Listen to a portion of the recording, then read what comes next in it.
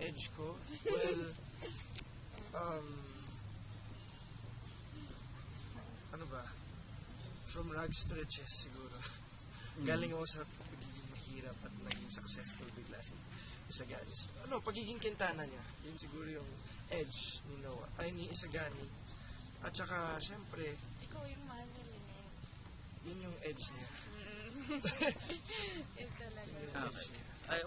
Isa bang question? Sa tingin mo, bakit nga ikaw yung dapat makataguyod nila? Ano bang kaya mo ibigay sa kanya na hindi kaya ibigay nila? Kasi si Isagani, kung pinanood nyo yung Villa from the start, nung bata pa lang sila, iba na yung tingin niya kay Lynette. At hanggang ngayon, ganun pa rin yung tingin niya sa akin.